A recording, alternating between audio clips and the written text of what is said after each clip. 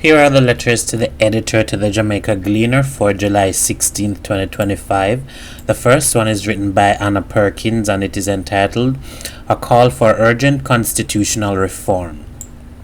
The editor, Madam.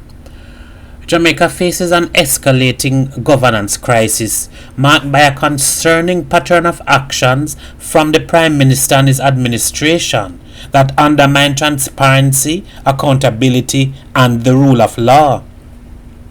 These incidents point to systemic vulnerabilities within the nation's democratic framework, necessitating urgent and comprehensive constitutional reform to curb autocratic tendencies and strengthen executive accountability and include the Prime Minister's unfulfilled promise to draft an impeachment bill, the prolonged status of the Prime Minister's statutory declarations, which have remained uncertified for 4 years, raising significant questions about transparency.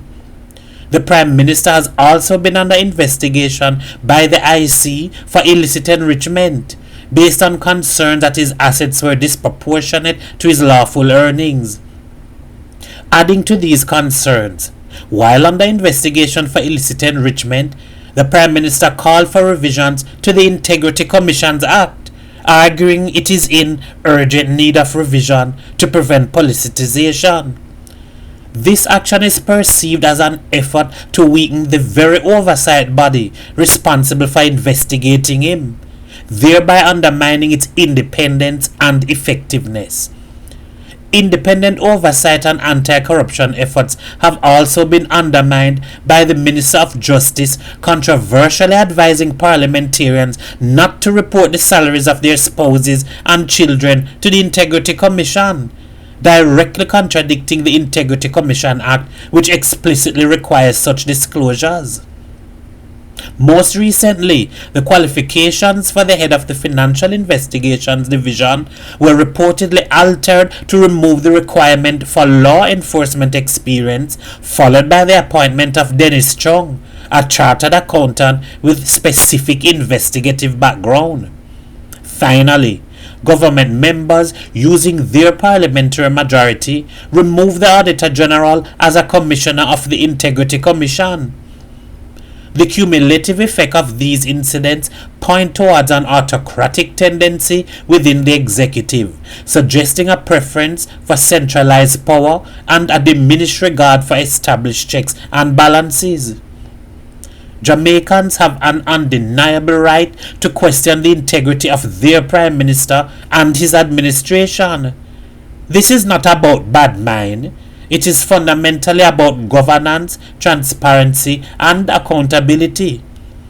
To safeguard Jamaica's democratic future and ensure a government truly serving its people, genuine and comprehensive constitutional reform is not merely desirable but is essential.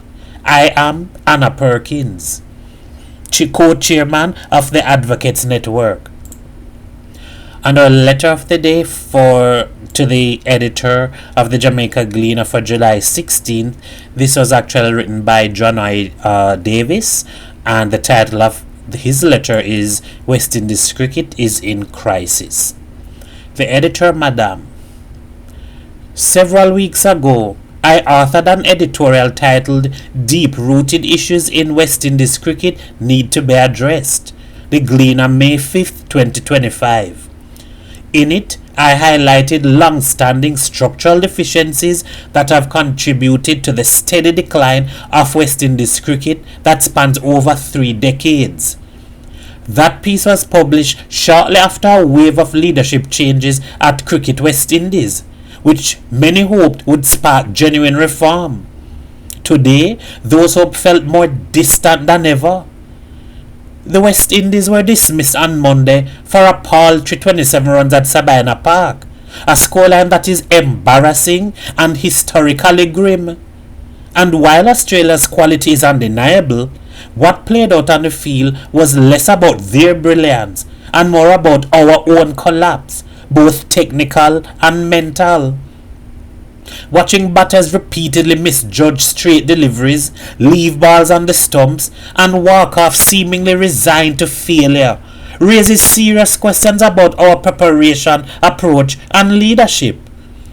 The lost chapter of a three-love series whitewashed and further cemented a painful truth.